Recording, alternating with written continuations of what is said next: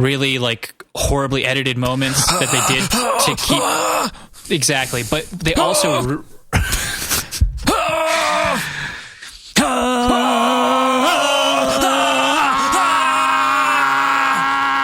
Kaoken! Kakarot! That's a lot of screaming. Good God. He went Super Saiyan, folks. You never go full Super Saiyan.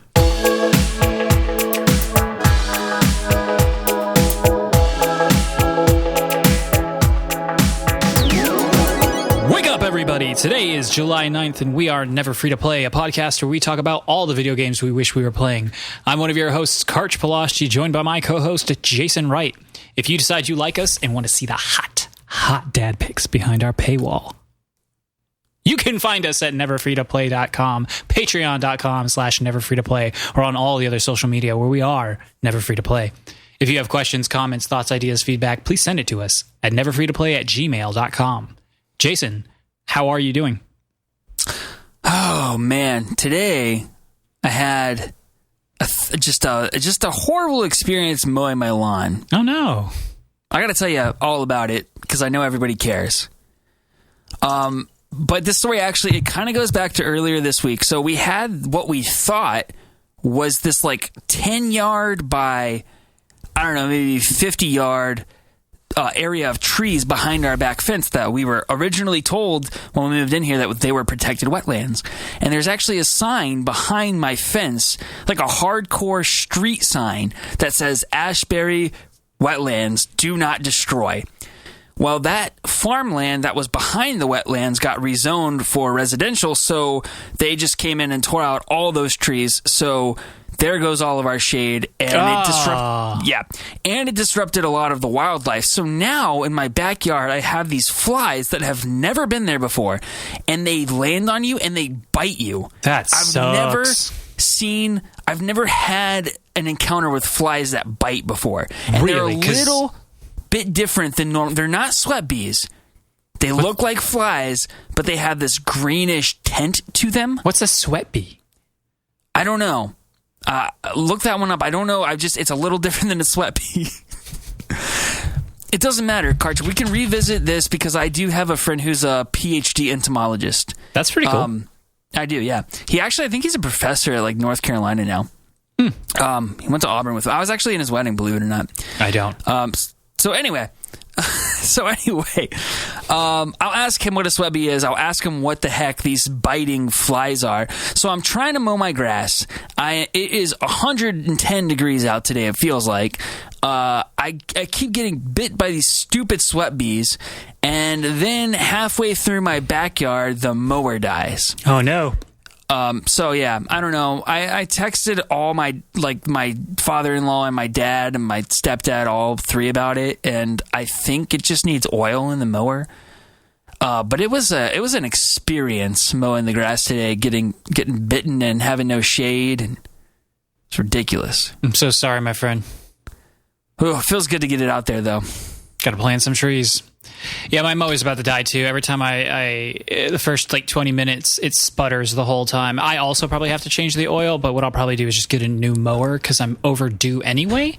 And it's easier to purchase one than to change the oil. Well, dude, but here's the thing. I changed the oil at the beginning of the season, which was like 2 months ago. It could be the problem, but that it shouldn't need it. So you have a different problem as well. That's what I'm thinking. Yeah. And maybe a leak or something. All right, thank you. That was the Mower Cast. If you have any questions, please. I just needed to rant about it, dude. They took my trees, they infested me with biting flies, and now they killed my mower. They did that. The flies are in there. They're just gunking it up. I think so. Have you ever had a fly bite you? Dude, all the time. Florida, please. I mean, I just assumed those were all mosquitoes. This was a fly. Yeah, flies, horse flies specifically, they're huge, though. I don't think you would be... This is not a horse fly. I know what a horse fly is. It was like a baby horse fly. Yeah, there's smaller flies that bite. They don't hurt as much as a horse fly, but they still sting. So, dude, yeah, it was like getting pinched by a baby mosquito or something. I don't know. Terrible analogy. Oh, I wanted to say something else, but I'm really trying to censor myself. That's a good idea. Let's move on to some housekeeping. My Final Fantasy IX Finally Plays Part 3 is up. I also caved and I got the Steam version and I downloaded the mods and I got it all working and looking real pretty and working real smooth. So check that out if you haven't yet. It's real fun. I'm going to try to make the next one a little longer so I can finish this sometime before June next year. Like, sub, follow, share, subscribe, bell ring, smash, tweet, follow, all those things. Do it. Subscribe on YouTube, especially there, because mostly, and follow us on Twitter. Well, yeah, because I like followers on Twitter, but sub on YouTube because it's the only thing that we're doing kind of okay at. Thanks, Karch, community manager. That's right. I've got one housekeeping bit here. We did not publish an NFTP debates this week because Greg's little baby boy had strep throat, and so he was up all night with a fever, and Greg was indisposed taking care of that. So we're going to actually record tomorrow, I think, and so we'll have it up for you by next Wednesday. So we're just taking a week off. Cool. Not about the baby. Yeah, cool. I mean, it's fine. I mean, it might be coronavirus, whatever. Yeah, he's fine. All right, we got some shout-outs. This one goes to longtime fan Crimson Karma for being a fan who hasn't known us our entire lives. Comments on all our videos, seems to like our stuff, so we like you. Keep it up. Yeah, we do. Watch that be like somebody we actually know, though. That'd be so funny. Also disappointing, but also exciting. Like, it'd just be a topsy-turvy roller coaster right there. I hope to get to know them. Hey, you know what, Crimson Karma? Write in a question or something. We'd love to. Yeah. I mean, you have a good insight in the comments section. We'd love to kind of have that discussion on the pod sometime. Yep. All right, we got another new sub. Not sure who it is. There's someone on Reddit and YouTube commenting named Theo Silvera. So if that's you, thank you. If not, thank you, mystery sub. And then Sean subbed on YouTube too. So shout out to Sean. Finally. He's like the secret ghost third member of the podcast. Right. Yeah. Greg's listening to this being like, I thought that was me. No, you have to actually participate. Right. And then he'll be like, but I did one episode. And we'll be like, it's not good enough, okay? You're just a little brother. That's just a guest star. Yeah. Guest person. Yeah, not even a star. All right, Jason, do we have any corrections this week? We have one correction. It is so short that I don't even know that I'll use corrections music. But if I do use corrections music, I'm going to start it right now. So it turns out the rumor was that the Xbox Showcase was supposed to be on the 20th of July. The official date is the 23rd. So we were just kind of going off rumors, but we did want to kind of make sure everybody knows that it's actually on the 23rd, not the 20th. End corrections music. All right, on to the news. A little short news week, at least on our end. We didn't find too much interesting going on. If you thought there was something interesting, let us know, and we'll make sure to...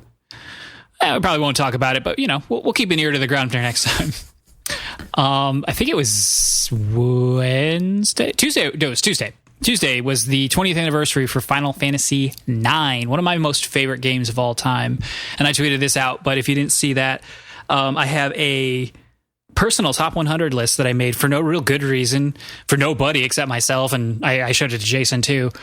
But inspired by Jared Petty, friend of the show. Yes, inspired by friend of the show, Jared Petty, who has his own podcast about the top 100 games of all time. It's pretty fun if you like just a real chill podcast where people talk about one of their favorite games. Go check that out. But this is Final Fantasy IX sits at number 3 on that list, and while that might change a point or two, it's not far off. It'll never be too far from the top 5. But here is the excerpt that I wrote for that. There's a phrase that gets thrown around in game reviews and critiques that I've prevented myself from saying anywhere else in this list. I made sure to save it for this game, and that phrase is love letter. Final Fantasy IX is a love letter to this series so far. I don't know how much of Final Fantasy X was done at the time, or if they knew how drastic a shift the PS2 and beyond would be for Final Fantasy, but it is a perfect game to end an era.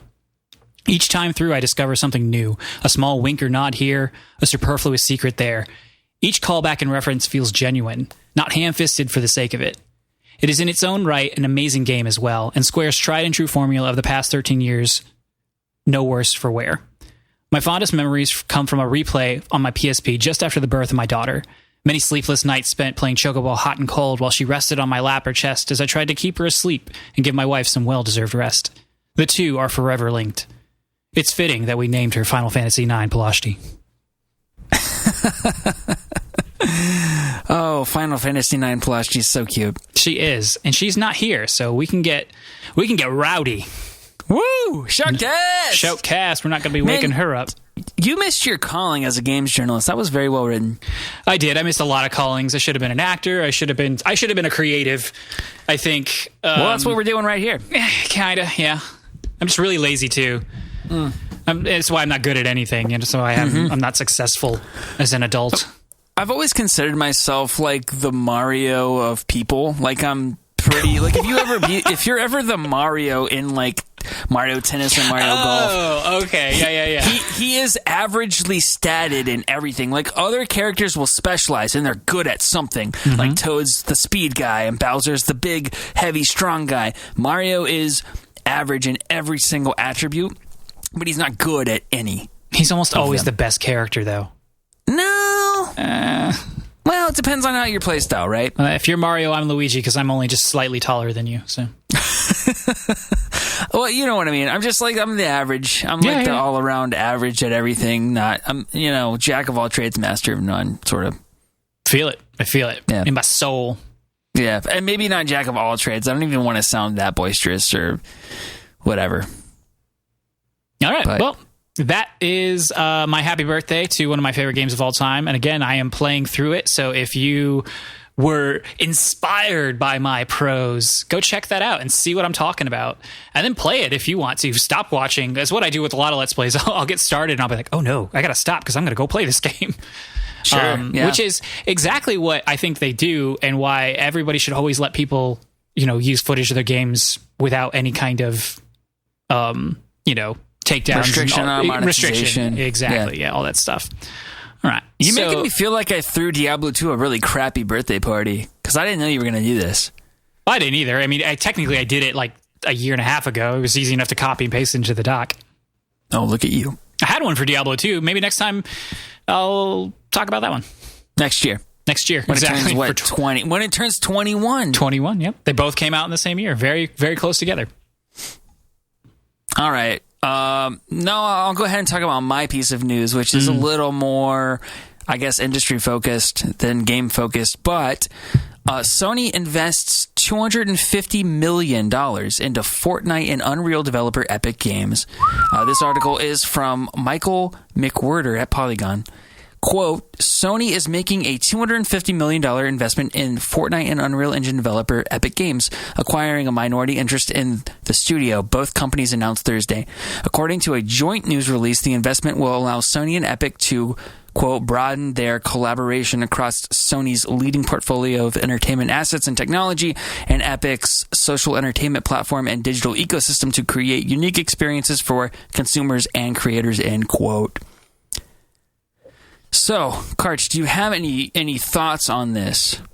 I really don't. Like, I read this. This came out today. This news dropped earlier this afternoon, just a few hours before we got off work. So, not a lot of time to digest it or hear other people's opinions on it. But my first reaction was like, okay, I don't know. Like, I guess the bigger thing, the imagery that they have on the articles and the websites and that immediately pops in your head is Fortnite. They've got a piece of that Fortnite pie.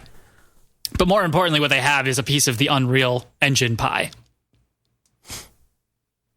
Yeah, I agree with that. And to put this in perspective, Tencent is also a investor in Epic Games. What Sony owns of Epic compared to what Tencent owns of Epic, it pales in comparison because Epic's worth a lot of money. And what my understanding is from kind of reading into this a little bit is Epic was doing like a round of investment, and I don't know exactly what they're going to put that money into, but they raised like $1.1 billion across different investors. So it's almost like they were opening rounds for like angel investor sort of stuff. And I don't know what they're pouring those funds into. But what I found, a couple of things of what I found interesting about this whole situation. I mean, there's not a lot here except for this press release that like Sony's invested $250 million into to Epic Games. So really all we have to go on is speculation. What we know, just kind of some of the speculation that I've seen around is that may explain the Unreal 5 engine reveals emphasis on how well it's suited for the PS5. So that was interesting. But here's my own speculation. I wonder what this means for Sony publishing games on PC, because we've seen them dip their toe in that water, and it's interesting. Like Sony's publishing relationship on PC as a platform, it's interesting because you have these kind of like second-party games that Sony published. I don't even know if they'd be second-party or if they'd be first-party, but like a game like, what was Kojima's Death Stranding? Yes. Sony published Death Stranding on PS4, but when it went to PC, Sony did not publish it. 505 Games published that. But in contrast, Sony is publishing Horizon Zero Dawn on PC. But I can't imagine they would ever let anybody publish their own IP, you know? Like, it makes sense. No, but what I'm wondering is if this will somehow give them an advantageous cut on the Epic Games Store, and they may do some sort of either timed exclusive on the Epic Games Store or something to that effect if games do go to PC. Or if they'll just be more inclined in general to bring first-party titles to PC and go through the Epic Games Store. It's possible. I don't know. It's hard to say. This is a very maybe to the informed enthusiast, informed business person. This is like whatever. It means literally nothing. But to me, it's interesting. It's strange. Like, what's the point? Do they just like want to make sure that they get a nice little chunk of change because they know that the Fortnite train isn't gone yet? You know, like if it goes away, you know, it's possible Fortnite could die out this generation, but it still has a long life to live yet. You know, and then with it, alongside Fortnite comes Unreal 5, which, you know, Sony might leverage. They have a lot of their own engines from their own studios, but maybe they're just gonna. I don't know. Yeah, and that's an interesting concept. Will there be like a more beneficial deal for Sony using Unreal Engine 5, or does Sony just see the potential of Unreal Engine 5 and its impact on this next generation? And like you said, are they just simply investing because they know they're going to get a return? Right. Which it could be all business. It could have literally no impact on the way they develop games, the way they publish games. It's just fun to speculate. Sony's going to buy Epic. This is them just, you know, testing the waters, forming a friendship, but they are going to purchase Epic. You've heard it here first. I don't know. Yeah, exactly. I don't know. I honestly don't know if Sony has the coin to purchase Epic. I mean, you don't need cash. You just need to say, I buy you, and they have to sell it to you. And then it's just this, you know, ethereal, like, stock and promises. Yeah, it's like a hot potato. Exactly. You don't want to be the one stuck with the potato when the stock market crashes. That's kind of exactly how economics works in the highest level. Like it's like that's how debt works on sovereign country levels. It's like it's not even a thing. There's no actual money. It's just a thing you hang over their head and then demand which is exactly kind of what, you know, really big businesses do too. Why don't we buy Epic Games in that case? I think we should. All right. Well, you've heard it here first, guys. Never Free to Play is acquiring Epic Games for $4.4 billion. And then we'll buy Sony too. Yeah. But not the movie portion. I don't want the hardware portion. I don't want the movie portion. No. I don't want to have to fight Disney for the rights to the Spider-Man films. That sounds like a chore. Oh, yeah. That's boring. That's the boring part. We don't want to do that work. No. All right, so Sony's just throwing money down the drain. We'll see what happens, come this gen. And that wraps it up for the news. Short and tasty for you this week. That's right. We here at Never Free to Play are never free to play. And so we like to talk about what we wish we were playing. And sometimes that's games that we just don't have time for. Sometimes that's games that haven't come out yet, too, that we know we're not going to have time for. So, Jason, what do you wish you were playing? Well, I cheated this week a little bit, and you actually filled your portion out first, and then I kind of copied you. But it was full transparency to everybody. We're fully transparent podcast. But I say Paper Mario is kind of what I wish I was playing, because to be honest with you, I never played Super Mario RPG start to finish. And if there's something current that could capture that kind of same magic, that I'm going to tell you right now, nothing can. Only that game can do what that game did. I know, but I'm just saying I kind of long for that missed experience. I did play it on the SNES when the SNES was the only console back in the day. I just never owned it, and so it would only be in these kind of spurts at my friends' houses, and then later in life, just where I could get it on emulators. But it does come out the same day as Ghost of Tsushima, and I am probably not even halfway through The Last of Us Part 2. And it's just like another $60 game, and I just don't see myself dedicating the time. Sure.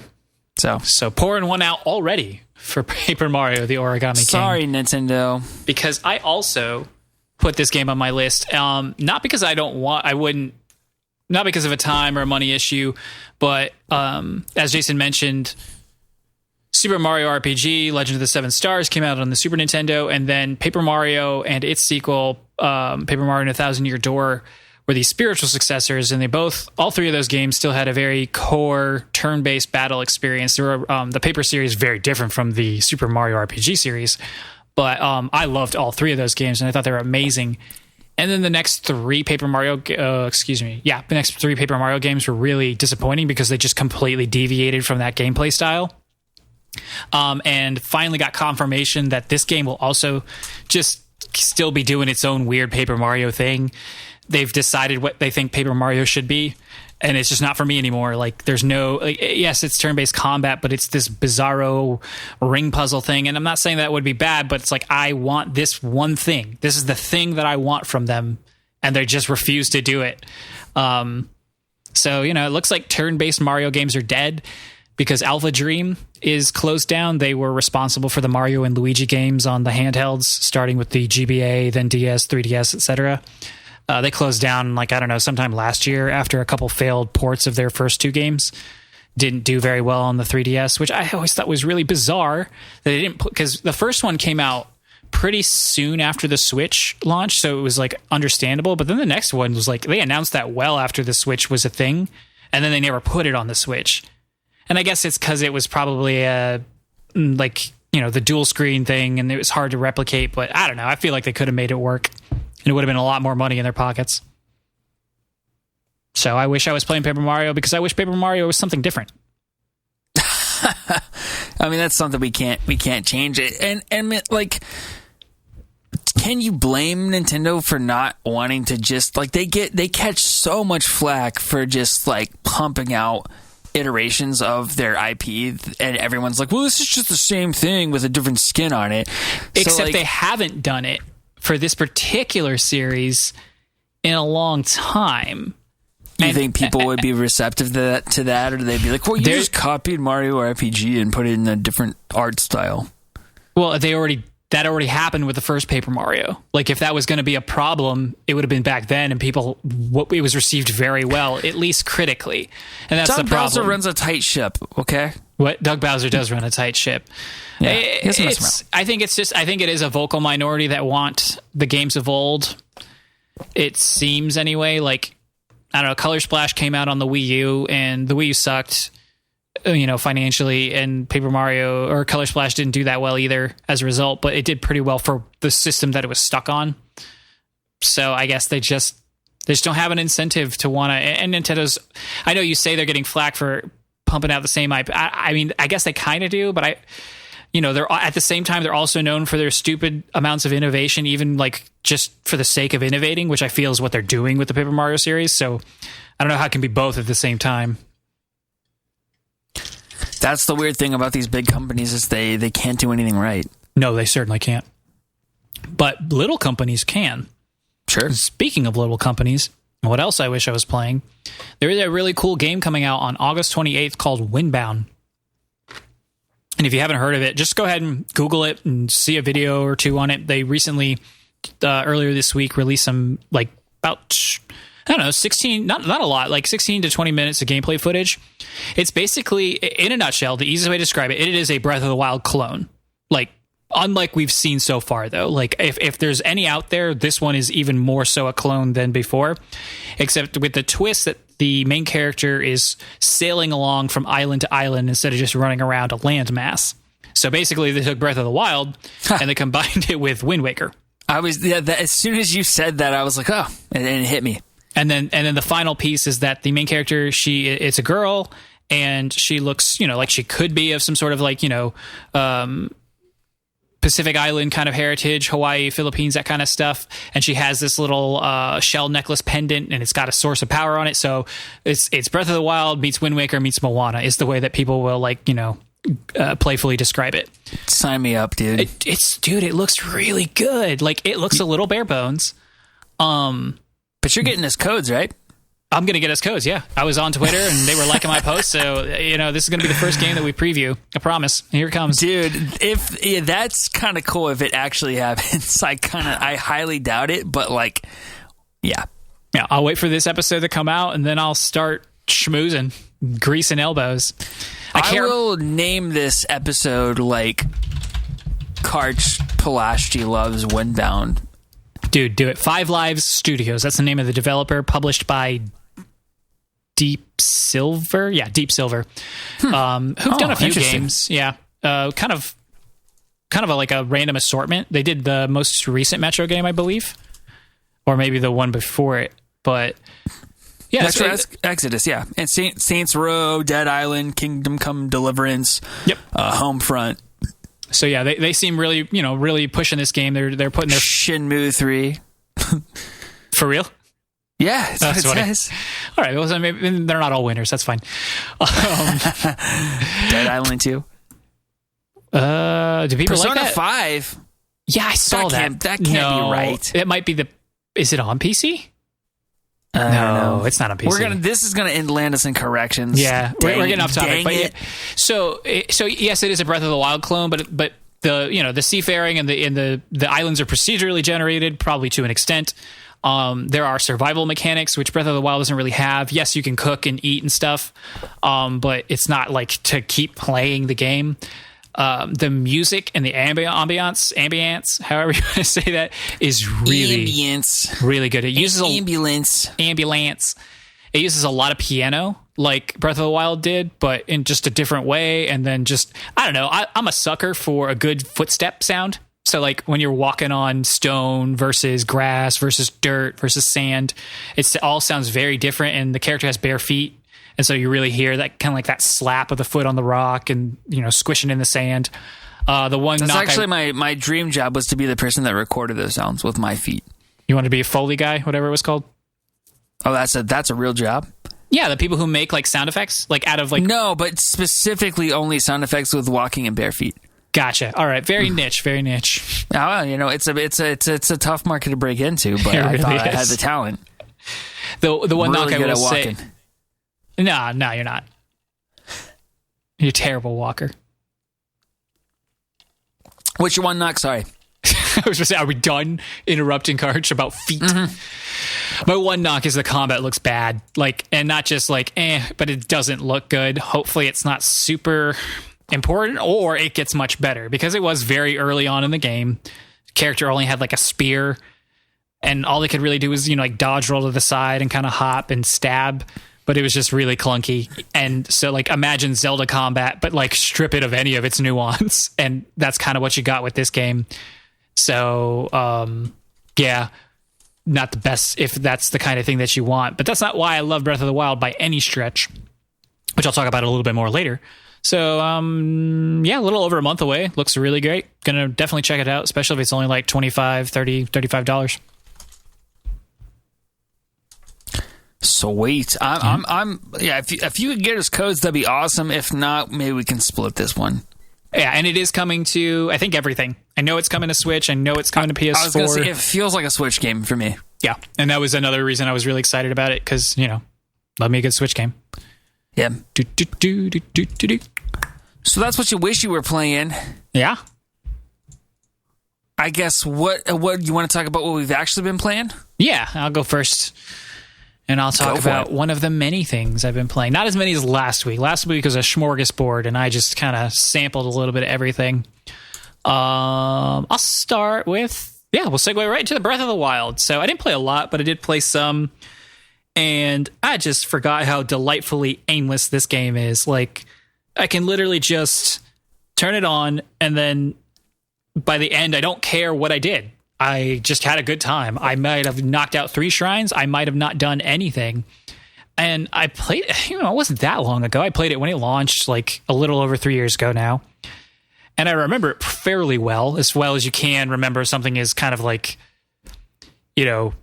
sometimes the shrines run together and it's somewhat like unremarkable after you've done like 50 of them. But I don't know, I got to the first village that you go, Kakariko, however you're supposed to say it. And it was just like, man, this is just so cozy.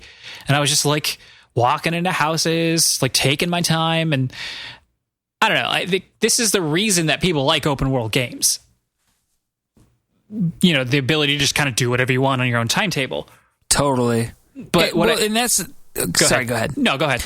Well, all I was going to say is that I do feel like that, like this,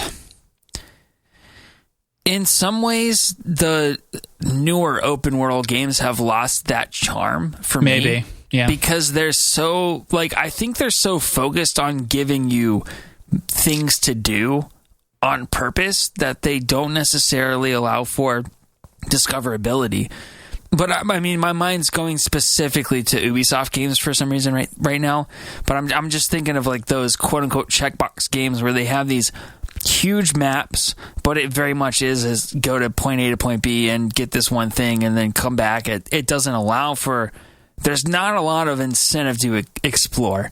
And that's what I loved about Breath of the Wild is that, like, when I played that game, I didn't ever have an objective in mind. I saw the highest point as far away as I could see, and I said, I'm going there. And I would inevitably, every single time, end up getting sidetracked and doing something amazing.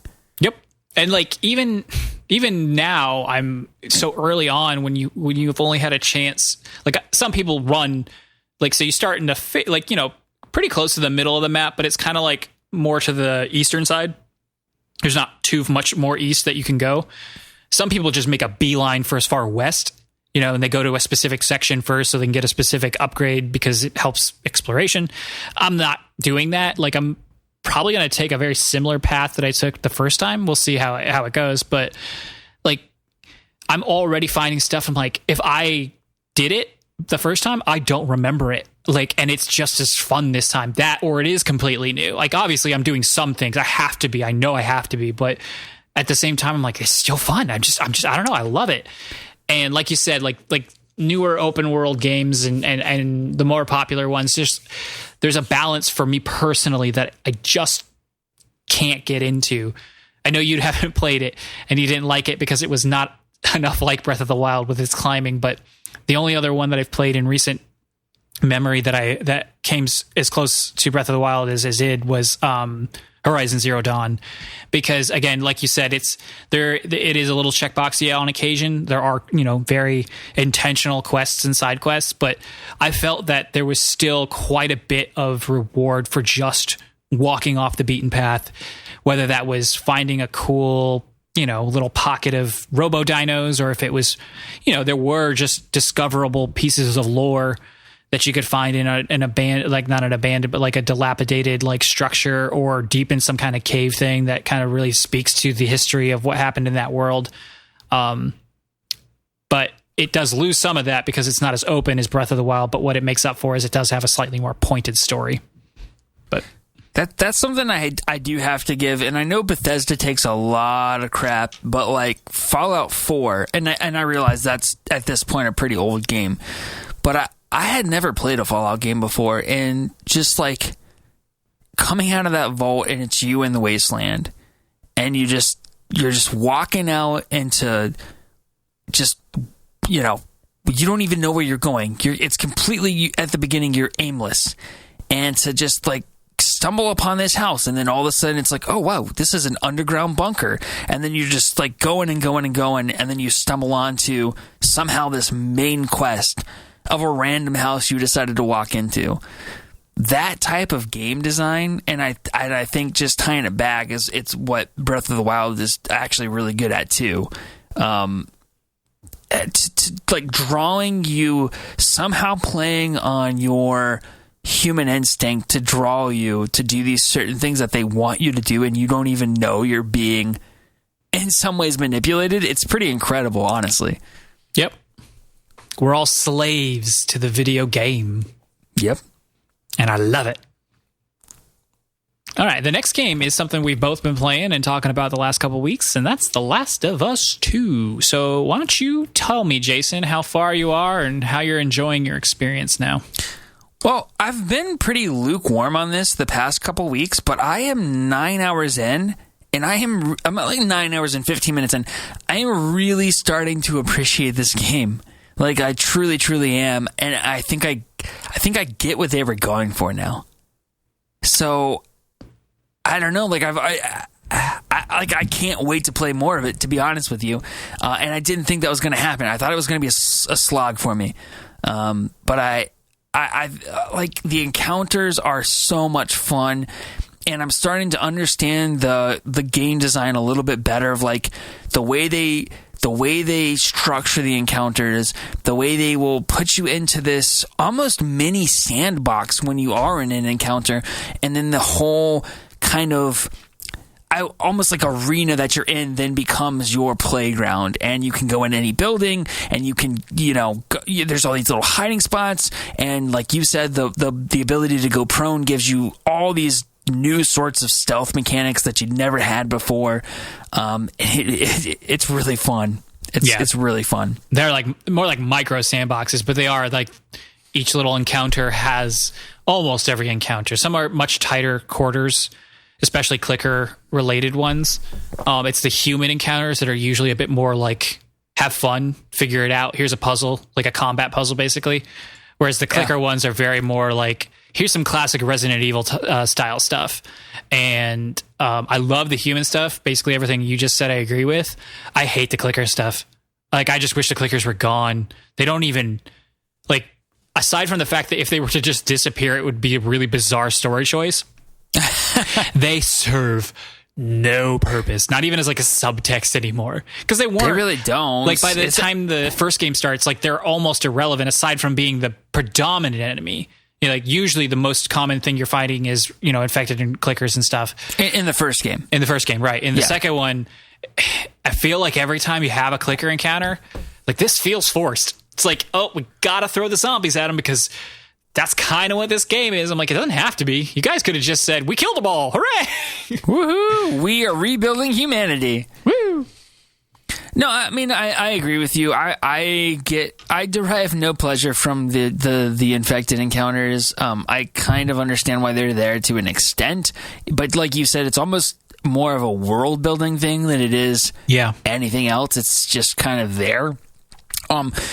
Not to shift this discussion too much, but and not to get too much, we're not going to get into spoiler territory, but I do like the way that they're developing some of these characters, and this is not a spoiler because I'm just going to say this is something that I like that they did, but they're developing Tommy's character in a way that I mean, in the first game, I just feel like he's kind of just Joel's brother, and he's more of just a plot device than anything, but I think in this game, I know he's not a huge part of it, but I think in this small amount of the time that he's in it, like, they're doing a really good job developing him into a character that I care about. So anyway, that's really all I want to say about it. But I'm enjoying the character development in general of some of these newer characters that we do get to meet, and some that were in that last game. Yeah, I didn't say it earlier. I meant to tell you earlier. Because I played a bunch. I played a chunk before. Yeah, how far did you get? I am. So, I just finished. What was it? I think I'm like 19 hours in. I'm in the home stretch. Like, I'm near the end, but I can tell, like, there's just not a lot left to do. Like, that's really all I can say. Without getting anywhere. Without being too descriptive of what's going on. This is going to be a fun spoiler cast. I will say that. Yeah, it's going to be long, dude. I don't know. And that's fine. That's what spoiler casts are. Right. Maybe we even pull Greg in for it, because the same point that I am, but we'll talk about it. Yeah, if he's done by the time you're done. I got, like, if I had to guess based on, like, we go to how long to beat and all that stuff, it's close to 22 and a half hours. I'm probably like 3 hours away at the most. Like, I don't even think I'm that far away. You'll finish it this weekend. Yeah, for sure. And I can give it my final rating. Do you have anything else you want to say about that before we move on? A couple things. Yeah. This is not a spoiler. There's a bow in this game, just like there was a bow in the last game, and it takes a long time to get it. It does take a long time to get it, and if I'm not mistaken, it took a long time to get it in the last game. But I have a bow, and I love it, and it's amazing for stealth, and it just makes it so fun. I can also craft silencers, which is really cool. Yep. And I do love some of the quality of life stuff. Like, it's been so long since I played the game, I can't remember. Was crafting from the weapon selection an option in the last game? Yeah, for certain. At least certain things like med packs. I don't know if everything could be crafted, but yeah, you could craft from the weapon selection. Okay, well then maybe that's not a quality of life improvement. Maybe they just kind of expanded on that idea. But like, if you go to the bow and you don't have any arrows, you can like just hold down X and craft arrows, which is kind of cool if you have the materials to do it. One little gripe that I do have, it seems like if you hold down L2 to aim, let's say you don't have any weapon selected, it seems like the pistol is the default. So like, I ran into a situation, and maybe I'm doing something wrong, maybe I'm crazy, but it would seem like when I would have the bow selected, and let's say I was crouched, and I stood there for a really long time waiting for an enemy, well, just like per the animation, it seemed like she would put the bow away. Like she would like not have the bow in her hand anymore. The next time that I went to aim, I thought I had the bow out, but it would actually be the pistol. Right. And it's not something I've had happen to me so many times. Yeah. Like I would just lose track of which weapon I had selected and then shoot and then blow my cover. Yeah, I don't use the bow that often, so maybe that's why I didn't notice it, because I'm bad with it. And even when I use it, like from a position of stealth, I feel like, oh, they saw that person go down, and now it doesn't matter anymore because the bow's not good if they know you're around. But I haven't had that problem, so. Well, I'm in literally like the first encounter after you get the bow. Maybe they did that one, like they set up the stage a little bit easier to use it. I like that encounter. That series of encounters is really good. Oh my gosh. I don't want to talk too much about it, but like this little section of the game is what has changed my mind about it. Yeah. There's a lot of sections. That's probably the biggest one so far. There's more like it later, and there's a couple smaller versions of that. They got a little Uncharted with this game in very small doses, but it's like really well done, where like maybe there's not as much to do like mechanically. Like it's kind of like a no-fail situation. Not that you can't fail. I'm sure you can. Oh, but it's a lot. You did fail? I got eaten by a dog. You're not the part I'm thinking of. You couldn't have gotten eaten by a dog. Oh, okay, well then never mind. But my point is, like, they're bigger action set pieces that they're really cool. But in this game especially, they do like a really good job of making you feel tense, because where in Uncharted, it's usually like Nathan's like driving a truck and he's just trying to get somewhere really fast, or he's fallen out of a plane or something like that. There's no enemies around that are just like swarming on him. That is not the case in this game. There are enemies all the time trying to swarm on you. And it's usually from... Like it transitions from a regular encounter into that very well. Like you just kind of feel like, oh no, this is a no-win situation. Yeah. The characters start talking differently, and it's time to book it, and then it begins, and it's really cool. It is. I now know what you're talking about, and that it was so intense and so fun, and like, gosh, I think it legit got my heart rate going, and one thing I will say is that you said there was no like break in this game last episode. Yeah. And I do think that like there is one part in particular, and we can talk about it not right this second, so it's not a spoiler, but it's like, I think it's a little bit of a reprieve. There are small ones, but they're so far between, few and in between. It's just, I don't know. It's hard to put it down, both from a like this just doesn't feel right, and I also want to keep playing, which they feed into each other, and that's probably part of the problem, is that I think that there isn't, because I just want to keep playing the game. Yeah. So But what I will say is I agree with you that the first game was paced more appropriately, and I did like the structure of it a little bit better. And I do think that kind of like chunked vignette structure is better suited for a game like this. Right. But so far, like, it did, like, to me, like, the beginning was really peaceful, and then it just, like, ramped, and then you finally got to this one part where you at least get, like, 15 minutes to breathe. And then it goes right back into it. But you never know with this game, you know? Like, and that's the thing, like, it can be, like, scary, like, do I take even 10 more steps in this direction before I start something else? Because even when you think, you know, if you let your guard down, this game will punish you for it. And I say that from like a mental, emotional aspect, not like a gameplay thing, because obviously sometimes there's surprises. You know, something pops out around a corner and boom, you're in combat. But yeah, I meant to say it earlier. I got sidetracked though. If you had played just one more hour, your impressions would be very different. You always say that to me. No, I said that the first time. Yeah. But not the last time. Last time it was whatever. But like the first time, you just needed 30 more minutes, and guarantee you were sending me texts like, blah, blah, blah, blah. That's true. That's true. And this time it would be very, very similar. Well, we'll talk about it next week then. Yes, we will. You been playing anything else? Just a little Stardew Valley. That's what I play between other stuff. Like, I don't have anything major on my Switch right now, so I bounce between that and Breath of the Wild. But it's fun. You know, it's a little farming game. Until Harvest Moon comes out, then that'll be the Switch game that I'm playing. Yeah, a little farming game called, don't know if you heard of it, Stardew Valley. little indie darling. Little hidden gem. No, Concerned Ape is the internet handle of the lead developer on that game, Eric Barone. I think it's Eric. But he started teasing this week his next big update for the game. So guy's still doing. He's like, he's talked about another project in the past, but he also has shown no signs of stopping on this one game. So we're on 1.4 right now. It was huge, had a lot of single player content update. That's why I started over. And now I sent a tweet. I was like, stop it.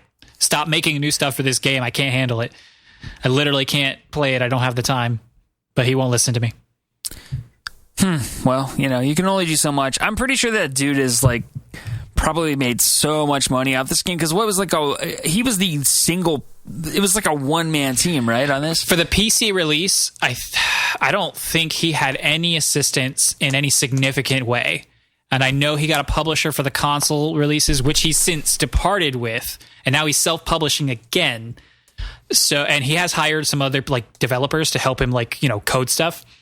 But no, it's a 10 million seller, like 10 million copies across all platforms, and it's on literally everything: PC, consoles, mobile. It's still only $15 though. So, you know, 15 times 10 million, you know, divided by the 30 cut, divided by his publisher. It's like, even still, for one dude, it's a crazy amount of money and success. Took him a long time. You know, it was a huge gambit, but I mean, he could just like invest 2 million of that several million and blow the rest. Blow it. And be fine. I mean, then he'd have to live like a normal person, but... Normal loser person. Who wants to do that? Not I. All right. Have you been playing anything else, Jason? I got one more, and this is like a hybrid segment right here. This is a what you've been playing / gaming gripe of the week. So it's going to start... It's going to start as a gaming gripe of the week, and then go into a what you've been playing, and then end on a gaming gripe of the week.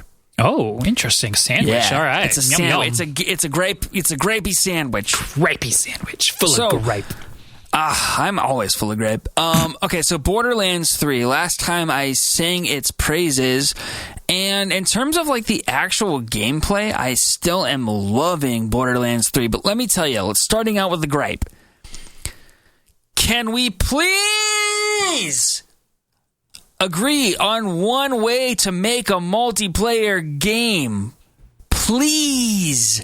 And now, when you say that, you mean to bring the process of bringing your friends into a game? Yes. Yes. So here's the deal. If you go into the social menu of Borderlands 3, it shows your 2K account name and also separately your Steam account name.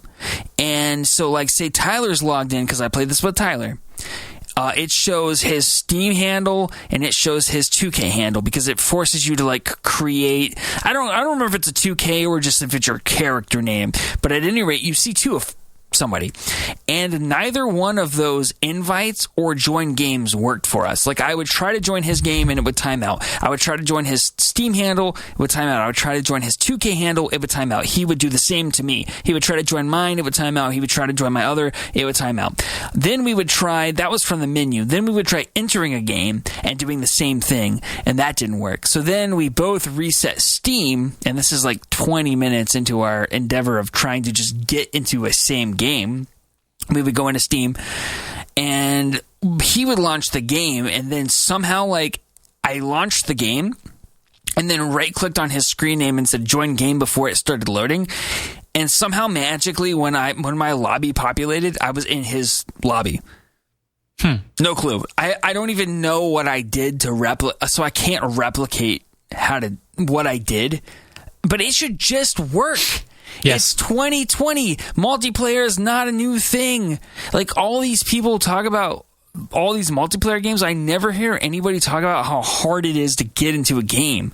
I think you're cursed, dude. I've never heard someone complain as much as you when it comes. Not to say that this isn't happening to you, because it is. Because what was last time? It was Astroneer, where you Astroneer is impossible. We deleted that game. Yeah.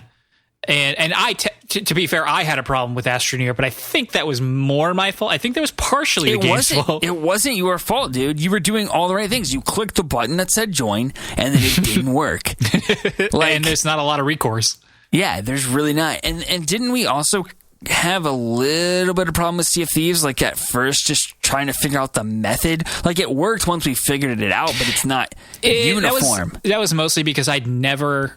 Two parts. We were doing cross-platform, so most of us were on PC, but Sean was on console, and then I had literally not done a multiplayer game off of PlayStation in a long time with that many people, and so it was a bit of just a learning experience. But yeah, it could have been easier. It could have been easier. Every game is... That's the point, though. Every game is a learning experience. It doesn't have to be. Just like the platforms need to force one way to do multiplayer, and they do have that option. Like, Steam has the thing where it's like, oh, your friend is in this game. If you own the same game, right-click your friend and join. The problem is that like 9 times out of 10 never works. You know what does work? Rocket League. Every single time. Rocket League works every single time. Fortnite works every single time. I think that's why these games are so popular, to be honest with you. Okay, so that was like a gripe. That's part one, gripe. Let's do the compliment. Yep. The compliment is that the gameplay itself was still so much fun. Like, I opened it up, and while I was waiting for Tyler to load in, like, I did my loadout and my skills. And I love the skill tree. I love the way that it's set up. It is so very much Diablo with guns. You have... at least for the character class that I am, which is like the summoner, essentially. Like, I'm basically a druid. You have 3 like distinct, like, the green, the red, the blue. So like one's defense, one's health, and like one's attack, right? That might not be totally right, but so don't quote me on that. But you have these like 3 kind of distinct skill trees, and the more you invest in those skill trees, the more skills you unlock in those skill trees. And it's really fun. And then in addition to that, you can have one animal companion with you at all times, and you can pick one from either the blue, the red, or the green, and they each do different things. Like, one is attack based, one is defense based, and like one is healing based or like health regen based. So that's really fun. And the other thing that I will say is that the way they do the weapon stats is amazing, because you have all the weapon stats in terms of like the reload speed, the range, the damage, the fire rate, all the gun stats you do have listed there. But then in addition to that, they have an overall weapon score. And so when you hover, it will compare whatever you're hovering over to the weapon you have equipped. Which is really cool. And you could change your loadouts on the fly. It's not like certain games, like when Far Cry 5, you could only change your loadout when you were in town and you would go to like the vendor.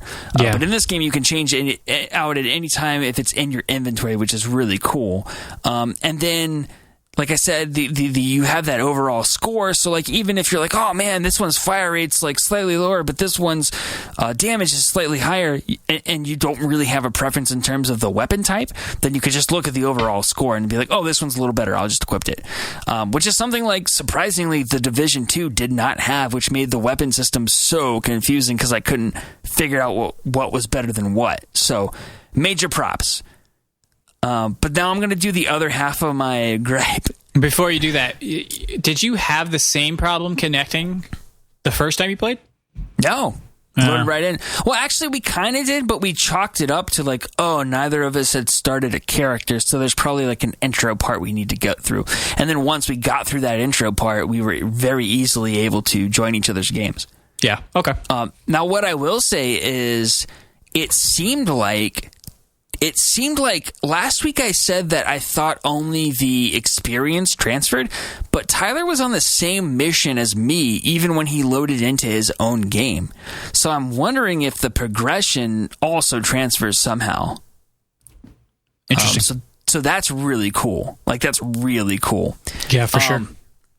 But then one thing I will say is like the mini map is very, very zoomed in, and it is super tiny. It's like it's so hard to navigate by the minimap, and there's a part of the game, and this isn't really a spoiler because this game is not very story driven, but like get on a spaceship, and it's a story mission, so you have to get on the spaceship. We got stuck on the spaceship. We couldn't figure out, like, we just could not navigate them. I mean, how many drinks did we have? I don't know, but we could not navigate the mini-map to find the people that we needed to talk to get off the spaceship, and that's where we ended the night, so... I'm going to blame you for that one, because you couldn't ever figure out where to go in Vermintide either. Dude, I suck at maps. Like, I ask anybody. But Tyler was there, too, and he was struggling, and he's good at maps, so I don't know. All right. But then you said the drinks, so... Well, yeah, I mean... You know, it's part of the gaming culture. Yeah. Apparently. Not my gaming culture. Oh, yeah. I did forget to ask you if you had any beer because it's Shoutcast night, because your daughter's not. I'm out. It was a bad idea. That makes me too sleepy, Karch. Well... I got my cold brew. That's true. I forgot. I'm limping along. What would Bailey's and cold brew do for you? I don't know, dude. Probably grossness. I don't like anything in my cold brew except my cold brew. I want to... and water. Well, right, but it's concentrated, so... Concentrated water. No, the cold brew is concentrated. If I don't pour the water in there, it's too strong. Well, anyway, whatever. I want to tweak your biochemistry to see if we can leverage some energy. That sounds great. I can't wait. Ooh, start giving you like whey protein in your cold brew. I actually have a bunch of that. I think Rachel got a big old tub of it for smoothies and stuff. Sweet, throw it in, man. See what it does. Put some sugar in there. I don't know. Right, so that was a lot. That was a lot to play. Or a lot played on your end for this week. I'm very proud of you for getting some time. 2 whole games, man. It was great. Well, not just the 2 whole games, but a decent chunk of both. I did. I got a decent chunk of The Last of Us, and I'm hoping to get another chunk this weekend. So we'll see. You got to get at least that hour. Oh, yeah. I'll definitely get that hour. All right. So, on to the topic of the show. Hot. Holy cow, that was loud. Well, yeah, Shoutcast. It is the Shoutcast. All right. So, today's topic of the show is quite simple. Are video games too long? I know, it's a spicy one. No one ever talks about this. But we're going to uncover the truth today. We're the first people to ever bring it up, I'm pretty sure. Yep. Well, no, that's the thing is I do take umbrage with the fact that everyone credits Jason Schreier for bringing this topic to light as if no one's ever said this before. I've literally been saying this every single week on a podcast since, March? Yes. But I've been February. saying it, I've been saying it for even longer before that. You can check my Google Hangouts log, ladies and gentlemen. I've been saying this for years. And now Jason Schreier just tweets out, games are too long, and then he gets all the credit for this. Yeah, and I used to... yeah, games are too long. I used to make fun of you. I'm like, Jason's a baby. He just doesn't finish. And he doesn't. And he is. But I'm finally starting to come around a bit myself. So, Jason, tell me, are games too long? Yes, they are too long. But here's the thing. Here's what I've learned. Because here's the two sides. There's three sides to this argument. There's three sides. There is just the flat out games are too long, which I think is kind of a combination of the other thing I want to talk about. So there's like just the games are too long sentiment in the universe.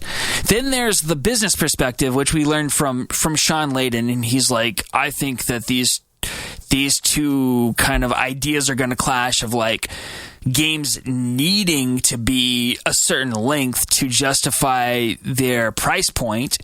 And the development that goes into that's kind of like on one hand, and then just like the price of video games not increasing. And so like he saw this incompatibility, which I think was just really setting us up for that $70 price point. But that's beside the point, because basically what he said is like these can no longer coexist, these two ideas. So you're either going to see shorter games or you're going to see more expensive games. So that's the kind of the business perspective, is that in terms of the game length as it relates to development costs, it's no longer sustainable. But then there's kind of like the third thing, which is kind of my perspective, is like the games, they don't respect my time. I hate that phrase. Why do you hate that phrase? I don't know. I just do. I get it. And more so these days, I get it. And I get what people mean when they say it, but it sounds so something like so up your butt about like it does. It sounds kind of almost like I'm too good for this, right? But in reality, it's like why did you think this would be fun? Like it just seems like developers will shoehorn mechanics and things into games to artificially make them longer than they need to be, and that's the part that bothers me.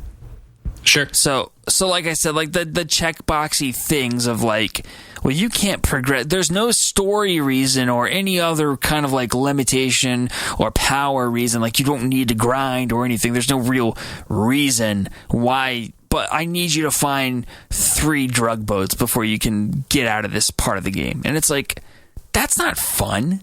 Why is that fun? Why would you like kind of artificially wall off parts of your game to force me to do something that's going to take me forever to grind? Like, cool, have the grind in there for the people that want to grind, but don't make me grind if I don't want to. I mean, it's one thing to say, it's another thing to do. It's like it's a difficult balance that very few games are able to incorporate, and it can't apply to all genres and styles of game, to just say, oh, it's there if you want it, but you don't have to, and you can still experience the game as much as the next person, like we got to be careful about saying that and expecting it to be a reality. I mean, we can want it all we want, but no, I agree with you to an extent. I just feel like, and maybe this is just because I don't know, but I just feel like there's no way that's the experience they want to deliver. Like that's their vision. It feels so forced. It doesn't feel genuine. It doesn't feel like that's the experience they want people to have with their games. And that's the part that you do have me. You got to wonder, like you said, there's like 3 drug boats. Why? Like I feel like it all snowballs, and like you only have so much time to go back and refine. Like, yes, game development is programming, but it's even more rigid than like just regular programming. Every application, we'll just say, has a point of like no return where you can't just start changing stuff without a massive refactor. And that refactor costs a lot when it comes to a video game because there's so many layers. Sure, but at the same time, a lot of these developers have been making these types of games for a long time, so they have had time to refine their formula. This is not the first. And I'm obviously talking about Far Cry 5 because that's the most recent one that I felt like has been egregious, but like there are others. And then there are counter examples. Like to me, I thought The Outer Worlds did a fantastic job because you could have played that game for 60 hours, but I beat it in under 30. And like, ooh, I don't know if anybody can play that game for 60 without playing it a second time. Well, but you know what I mean. Like you could have done every side quest. You could have done all these things. You could have hit every planet. You could have min-maxed to your heart's desire in terms of the gear.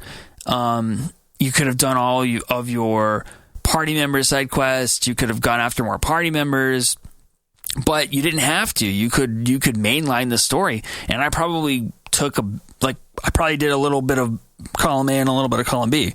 Yeah. And I appreciated the flexibility to be able to say, well, okay, this I'm no longer having fun with, so I am going to move to the next thing. Outer Worlds, Game of the Year, never free to play 2020. Except for it came out last year, but yeah. Well, I mean, yeah, but that's the joke is that we've brought it up several times in a positive light, because the other one, our actual Game of the Year is God of War. Game of all time. That's our game. Every year, that's our Game of the Year. Every year. That and Stardew Valley. Right. What do you think? Are games too long? What's your feeling? I don't know. It's a hard question. Yes and no. It depends on a lot of things. Is the game good? A bad game is always too long. Sure. Sometimes a good game is still too long. What kind of game is it? I'm not talking about like World of Warcraft or Dota where, these games don't have a definitive ending per se, or they're persistent and there's like always a grind. Those don't count. Games like Rocket League, they don't count. What kind of platform or system am I playing on? Or am I playing on a PlayStation 4 versus a Switch? Because I can play one a lot more easily. I can binge one a lot more easily, but it also depends what game on that system. Like I'm not going to necessarily want to play The Last of Us on a handheld. Not that I can, but I'd give it a shot. But would I play it as much or less if it was on the Switch versus something like the PS4? And then finally, just how fresh is it? Who's talking about it? Is there this external drive that pushes me through what might seem like too long in a different circumstance, because having that discussion with people is this huge motivating factor that makes you want to get to the end, which is exactly the reason that I've continued to push through The Last of Us 2. Not that I'm not enjoying it, but it's a very long game. By even a lot of standards, it's a very long game. And I'm playing it very quickly. I'm not wasting any time, and I'm still going to clock over 20 hours in it. And to me, that just seems a little too long for what it is. I just don't it just doesn't need to be that long. Every few minutes, I'm like, that wasn't, no, puzzles, that. It's just this constant trickle of things I don't want to do that I don't feel like are serious. This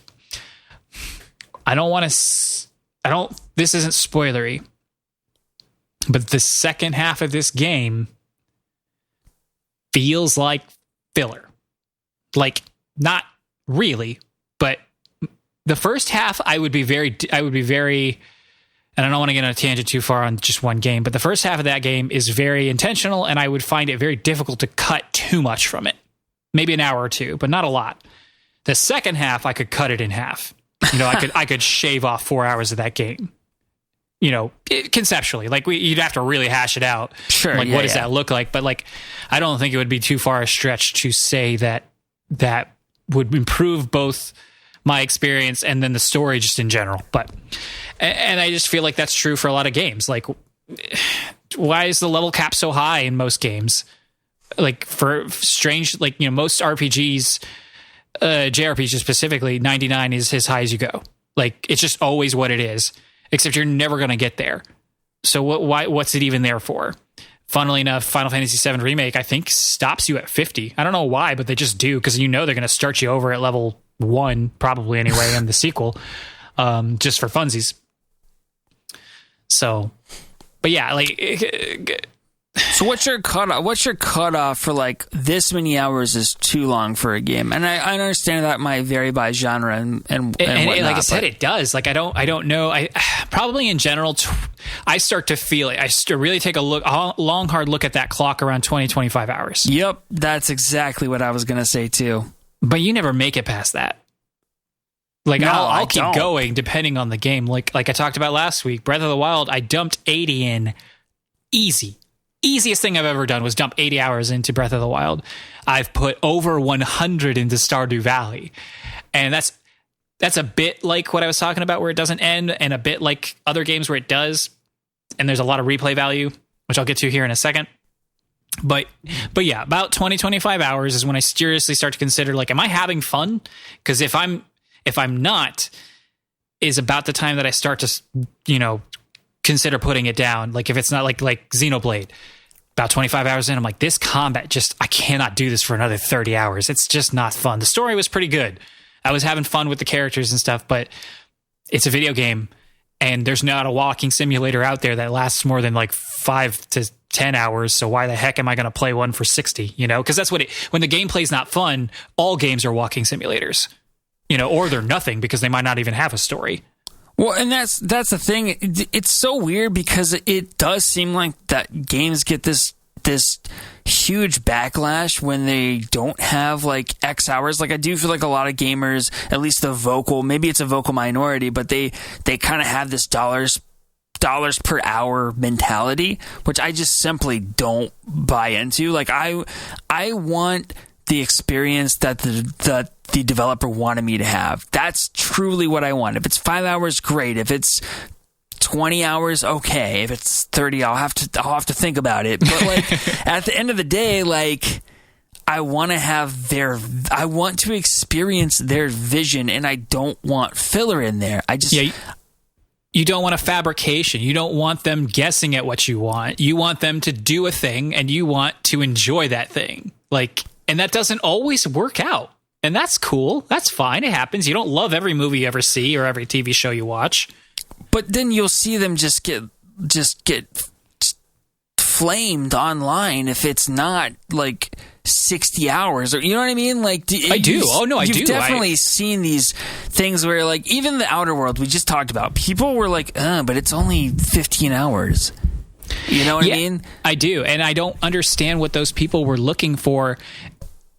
Take the dollars per hour. If that's all they're looking for, there's nothing to be done about that. Those people want $1 per hour. If they're dropping $60 on the game, they want a 60-hour game. And I can't change that mindset.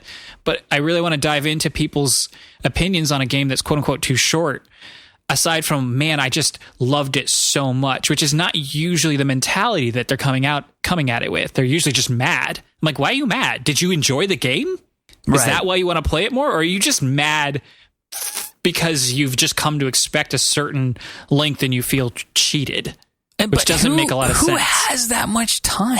Like, I honestly don't know, because even as a teenager, as long as you're doing even a semblance of a social life or extracurricular activities, you do not have the kind of time to dump into multiple 60-hour AAA games. Like, I played a lot of games as like a 12, 13, 14-year-old. And then I kept playing video games, but parents stopped buying them as often for me. And I had a Wii instead of like a 360 or a PS3. So the choices I had were limited as far as like really long games in the first place. And then on top of that, I got into WoW.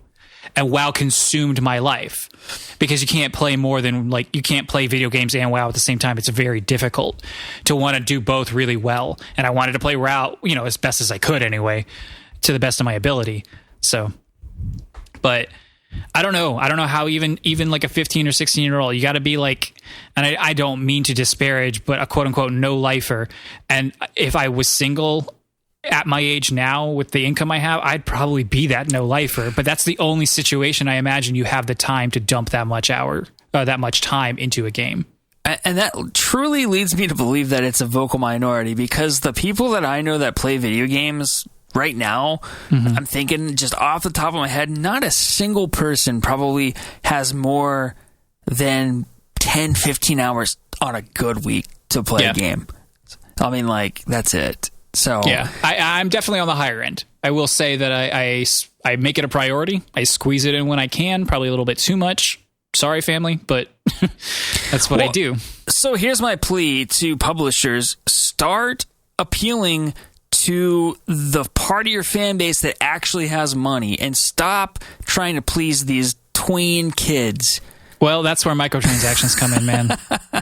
Those quote-unquote time savers, they're a real thing, and that's who they're appeasing to. But the thing is, they are one of the few industries I get to have my cake and eat it too all day long, and it's delicious and beautiful. You know, like they get to make a 60-hour game, and they get to charge $70 for it, and they get to put microtransactions in it, and have like what do you call them? It's not a subscription. It's a season pass. That's what it is. They have the season passes on top of all those other things. Some games out there have every one of those things I miss. Like it's like a checkbox, you know, and that's how they've gotten around that. But yeah, overall, I do wish games were shorter. Oh, I remember you were saying you don't know anybody. You don't have to know anybody. You just have to hop online and look at like, you know, trophy statistics for PS4 and see how many people only get like the first 2 trophies in any given game and then just dip. Like, where are all these people? They're not the ones complaining about the length of a game because they're not even playing them. And sure, some of that might be skewed by weird edge case scenarios, but I mean, I've done it. I've bought a game, barely played it, and never picked it up again. So it's not unreasonable to think that so many times. Right. And so whether they wanted to or not is a different story. The fact is they didn't. And so maybe it's just an optics thing. Maybe just the sheer fact that you have a promise of unlimited entertainment, and it is a big value for your, you know, they're offering more value than any other entertainment industry can for your dollar. It's just something that people aren't willing to, it's an opportunity cost they're not willing to pass on, I guess, or give up, or whatever the phrasing is to make that accurate. Like, you'd be stupid to buy a 10-hour game versus a 60-hour game for the same price if you liked them both equally. You know, like the concept appealed to you. You know, why would you, quote unquote, you know, sell yourself short? Except you're never going to get around to the 60 hours. And you could play, not that you want to buy 10 of the other ones or 6 of the other ones, but you could play 6 of the other ones. I'll take the 10-hour game all day. Really. 10 hours. Truly. 10 hours is a sweet spot. It's a little short depending on the type of game. Like, you can definitely be felt like I can be left wanting more. Like, if I'm going to see how many episodes we can make it. If God of War was 10 hours long, that would have been too short. God of War is also too long. As much as I love that game, I've played it through twice, and I probably will play it through a third time in the next year or so. That game is still too long. Even God of War is too long. It's not perfect.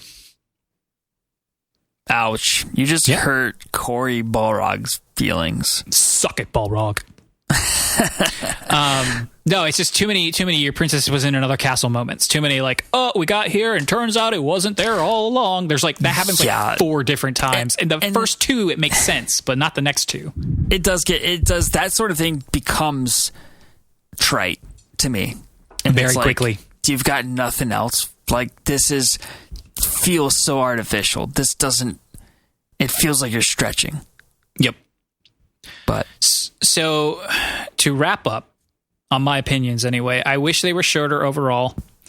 I personally don't have a problem replaying games, and we'll talk about that on a different day, especially when I was younger, because games were shorter then. You beat them quicker, and you did have a little bit more time on your hands, so you just went back to games more often. It was just something you did. There weren't as many to play, just period. Like, they weren't releasing as many. And so if a game's going to be shorter, it doesn't seem like it's that difficult to create value still. Like, and even a short game is still really long. 10 hours is still like an entire season of a Netflix show or an HBO show. You know, you got 10 episodes, and they're all about 55 to 60 minutes long. That's a long time. That's a lot of content. Yeah. Play through it again. I guarantee you didn't pick up on a lot of stuff. And if you really like the game, you will find a reason to appreciate it. Like I wish I could play The Last of Us 2 again, but I'm never gonna, because it's so long. True. And same goes for The Witcher 3. Mm-hmm. And here's something I'll say. I think as a community, we need to stop shaming people that Critical Path games, because no one's doing that. Who's doing that? Oh, dude. Let me tell you, at least at the time that The Witcher 3 came out, I bought it. Or no, Greg got it from me for my birthday. He visited me in Canada. We we critical path the heck out of that game, beat it in under 30 hours, and I took it back to GameStop to trade it in, and the guy just kind of sighed at me. He's like, because I told him, I was like, oh yeah, me and my brother, we played it over the weekend, like we probably put like 28 hours in. He was just like, you didn't even see like the whole game, like there's no way you saw everything. And I'm like, who cares? I played it, I experienced it, I had fun, like... Exactly. Who cares what a GameStop employee thinks? Like, anytime a GameStop employee has given me their like negative opinion, I'm like, you're a trash human being. Don't talk to me. Well, but you see that same sentiment online of like, oh, you only spent X hours. There's no way you experienced it. I see that. I do see that sometimes, and sometimes negatively. I usually do see it as like simply a longing, and like what he was probably trying to express, but failed to utterly, was simply like, oh man, fellow gamer, you don't even know. That is what they were saying, but I'm just saying, like, I felt bad, like I don't know, just let me have my experience with it. Yeah, the conversation ends a lot quicker, and that's unfortunate. But yeah, to try not to like quote unquote hurt feelings or make someone feel bad, then that is kind of just all you have to do. Is like, good for you. I like that game too, fellow friend, like fellow Witcher friend, fellow human. Hello, human. I know how to talk to people. I promise. I used to do it for a living. Do you remember that I talked to the Earth Fair dude for like 30 minutes about Fallout? I don't remember that. You just walked away and picked out pickles. Oh my gosh, that's right, because I wanted to get back home, and you were like, I'm a social butterfly. I'm like, and you were like, I've never played Fallout. Let me rub these pickles on the floor and eat them. Some of that was true. I'll let you guys figure out what it was. That's right, it was the butcher. It was the butcher. The meat man. The meat man. He gave us the meat. It was good. We made chili out of it. We did a pork beef mix, but turns out you have to buy that separately. They used to sell a meatloaf pork beef mix, but yes, that is now a health violation, so you have to buy them separately. Yeah, that's not too big a deal, though. Well, no, buying them separately is not too big of a deal. And I actually forgot that you used to work in the meat department at a store, so you kind of know a little bit of this. Walmart. I think, that question came up a lot, actually. People were like, hey, I didn't know that people made meatloaf like that, because I'd never personally made meatloaf. But yeah, it was something that they were constantly looking for. And they were really upset when the Meatloaf Cast. Meatcast. Yeah, so games are too long. You've heard it here first. Yeah. And you heard it here first and foremost. Suck it, Jason Schreier, friend of the show. And suck it, Sean Layden, friend of the show. Anyone else need to suck it? GameStop employee, friend of the show. Suck it, Canadian. No, actually, sorry, that was an EB Games in Canada. Gotcha. What's the longest game you've ever played? Like, not Rocket League. Like, what's the longest, like, game that had an ending that you played? What's the most... I would have to rephrase the question. What's the most hours I've put into a game with a definitive end? Yeah, basically. I can probably count on one hand the number of times I've spent more than 30 hours on a game that had a definitive end. And it honestly would probably be Fire Emblem Awakening, Breath of the Wild, and The Witcher 3. I think are like the three. And I know I said I beat it in under 30. I think I was actually the low 30s. Sure. So those are probably the three that I put the most hours into to beat it, that had a very... story-driven end. I don't know which one of those I put the most hours. It probably was Breath of the Wild, to be honest with you. What about you? It would have to be, even to play that like quickly at the, not unskillfully, but not like as an expert player at that game. It would take you like more than 30 hours easily. Yeah. I know I put in more because I got that right around the time Luke was born, and it's very much like your experience with Final Fantasy IX, Palashi. Like I would just have Luke like laying in my arms, and I would just have the Switch there to like just because I had just gotten in both the baby and the Switch, and I was excited about both, and I would just be like, "Yeah, stay asleep, kid. I'm playing this." And I was on paternity leave, and so yeah, I put a ton of hours into that game. So fun. All right, longest one. Let's see, longest one I've played on a single playthrough. It's easily Breath of the Wild. There are a couple JRPGs I've played through multiple times, like Final Fantasy VII, Final Fantasy VIII, Final Fantasy IX. Tales of Symphonia is a really long game, and I've played through that at least twice, if not 2.5 times. How many hours do you think you put into some of those JRPGs on like one playthrough? Tales is probably the longest one that I finished. Because then there's things like Persona 4 Golden, and I didn't finish that, but I did get 60 hours into it, which tells you how long that. I'm not taking it slow. I think that was even on easy mode, and battles were a cinch, but it's just there's so much in between crap to do. Fire Emblem is always going to be really high up there. Both the initial playthrough is always, a decent chunk, especially the more recent titles where they make you talk to people and stuff, and like the story portions just kind of get dragged out.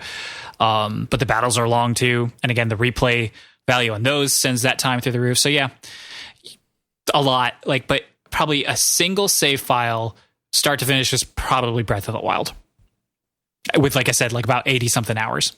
Jeez, good deal, man. Yeah. Good for Very you. Good deal. Yeah, good for me. That game was free too. Came free with the Switch. Put that dollars to hours.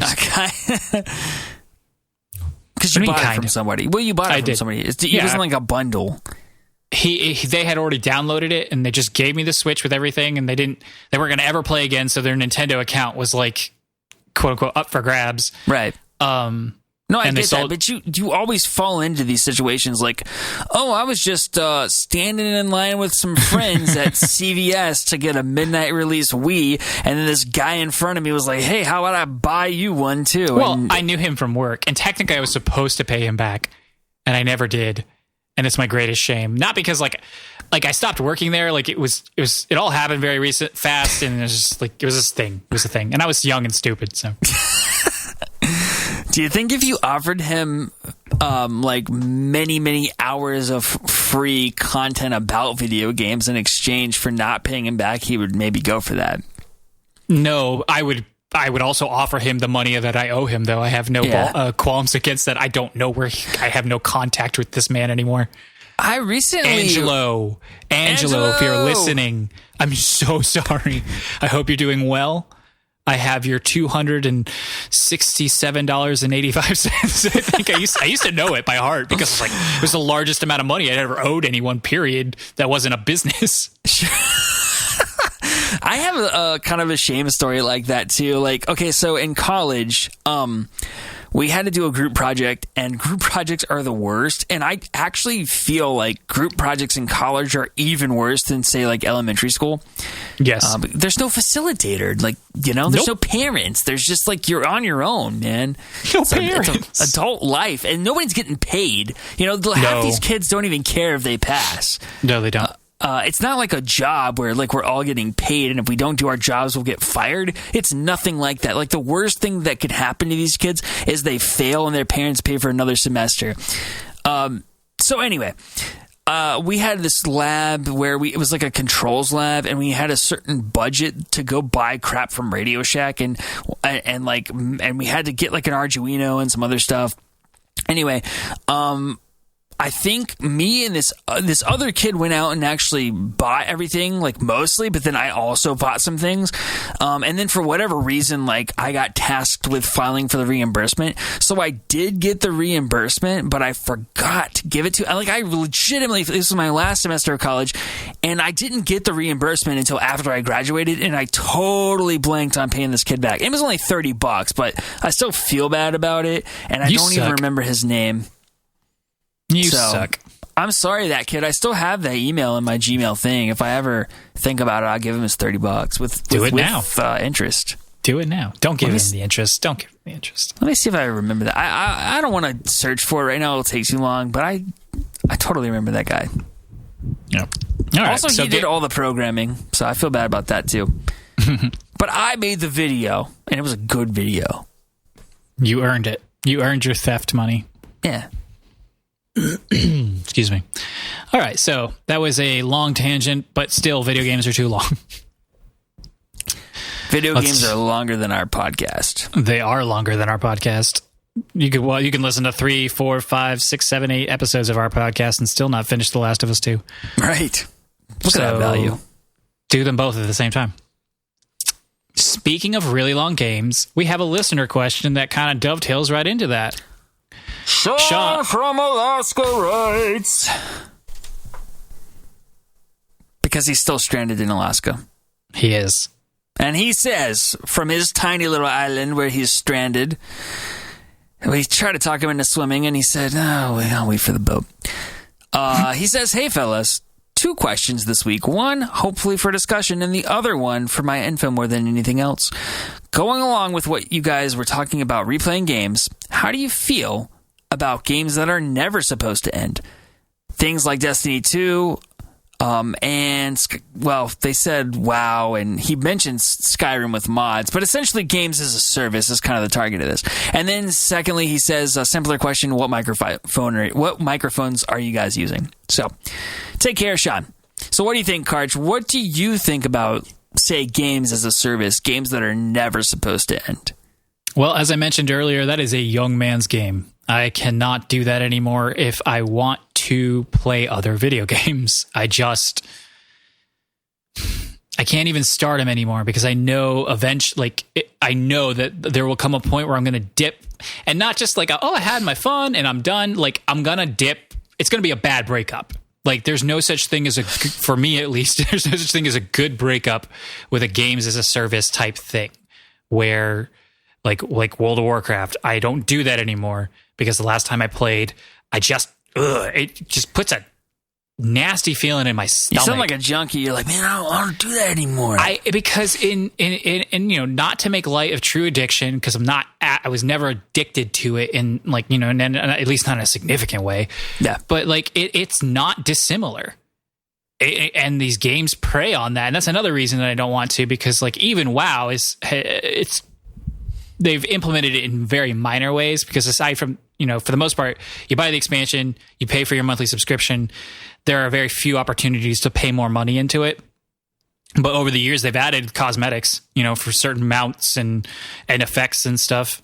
Well, and that's the thing and I think there was somebody else who said this, and I think it was Chris Raygun on Sacred Symbols, but he was like, It sucks when you pay $60 for what feels like an advertisement, and it just really cheapens the experience. Yeah, for sure. And that is what drives me crazy, is that you pay $60 and you boot this game up, and then it's just like bam in your face. Like, hey, buy this skin, buy this cosmetic, buy this weapon, upgrade to this, buy the season pass. And I'm like, I just spent $60 on this game. Can I just enjoy that $60 worth? Like, get out of my face, man. Agreed. Get out of our face. But here's what I will say, because I will say games like Rocket League are so fun to just come back to for just like comfort food. That doesn't count though. Well, it's a game that's never supposed to end, and that was what the question was about. So like games like that, or like Counter-Strike, or more recently, what was the Ubisoft game, Six Siege? Games like that where you can just go in and do a couple rounds, like that's fun. And then separately, Tyler and I got into a couple of games as a service via the subscription services, so you're not paying that full $60. So like we played a pretty significant chunk of The Division 2, but then when we stopped having fun with it, we just stopped playing it. So I'm fine with it in small doses, especially if I have like a small group of friends to just play through the core content with, but I'm never going to be the season pass type of guy, not in any of these games. I mean, Greg did Fortnite season pass, and I do want to pick his brain on that on an episode one day, just to kind of get into the mentality of like, why did you do it? And like, what kept you coming back, and what was the incentive? Yeah. But I'm not that type of person. Like, I just want to experience that core experience, and then I'm out. Sure. Yeah. Like Rocket League and those kind of games, I guess they technically fall under this category, but like they're so drastically different from both the game design and roadmaps of things like Destiny 2, World of Warcraft. Like Sean says, Skyrim with mods to make it playable forever, but that's more like infinite replay value rather than like a game that never ends, because even with mods, that game's still structured in such a way that it has a story that can be beaten. And then you start a new character, and then as a service would make that same argument of like, well, you beat this, and then we're going to put out a season pass, and then you get another chunk of content. Yeah, no, but like, but they're not putting out new content for Skyrim, as is what you're saying, right? Exactly, it is what it is. It's completely player initiated.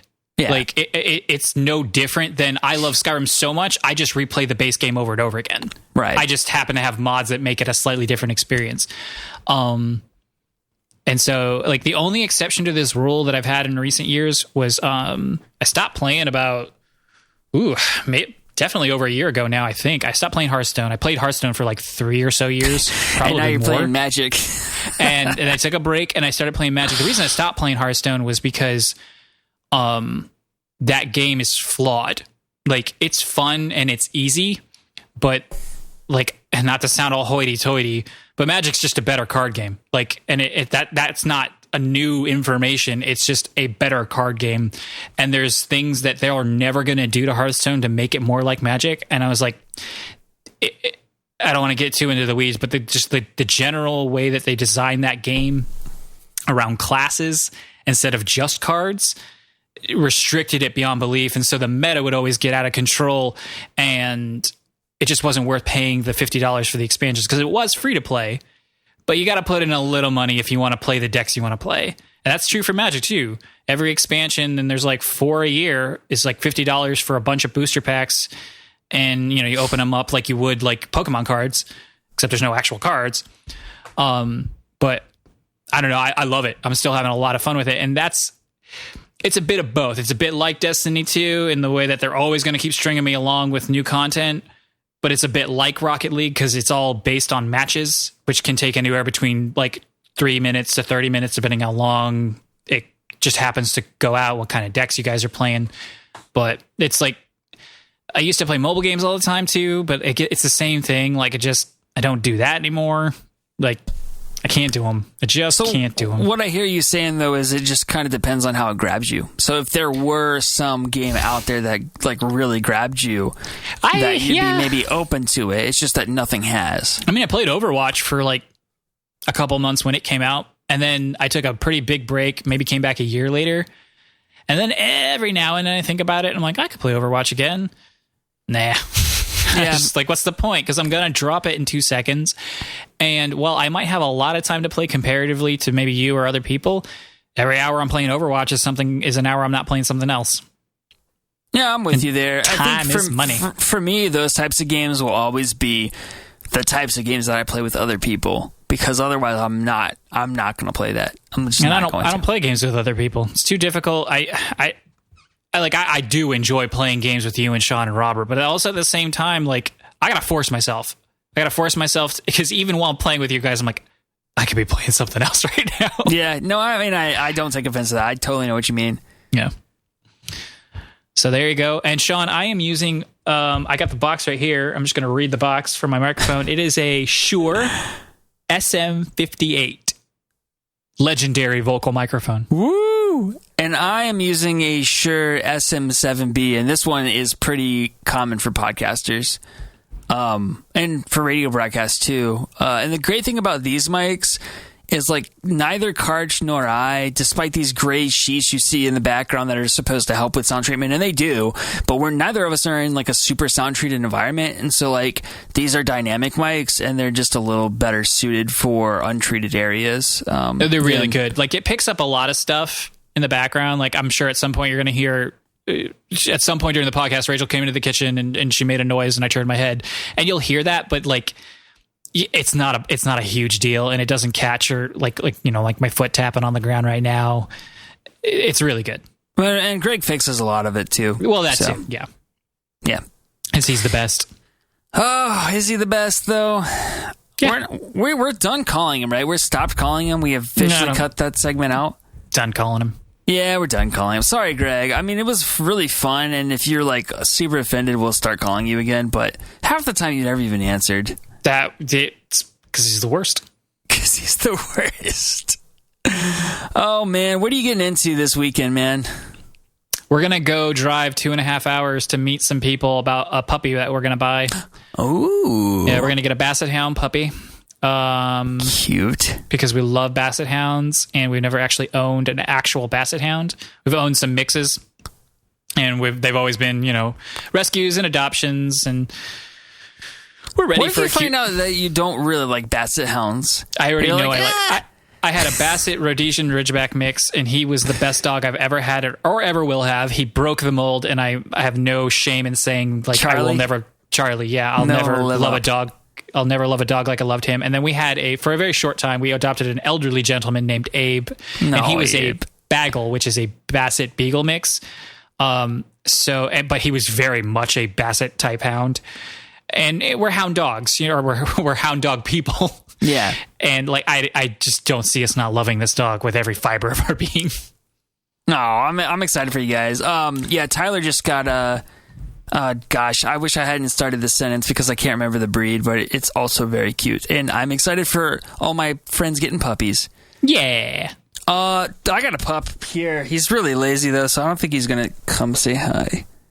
Yeah, I know, he's closing his eyes. If the door was like, open, "Yes, Dolly would whatever." come, but it's not, so she can't. Dogcast. Toby, you're so lazy.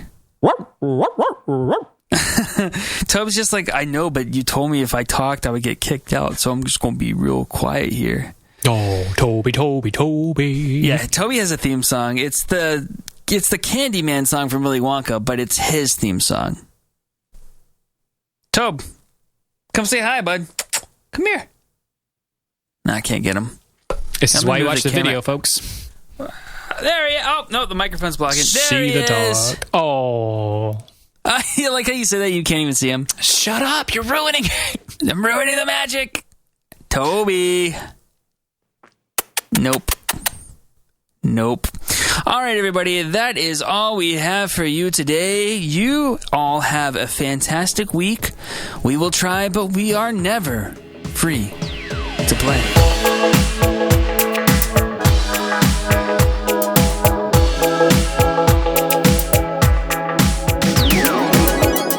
Are we done? Yeah, but I mean, I want some end B-roll, though. You want some end B-roll? Let's just please, B-roll. A B-roll. A B-roll right now. Serve the B-roll. Serve the B-roll. I've already had the A-roll. It was quite good.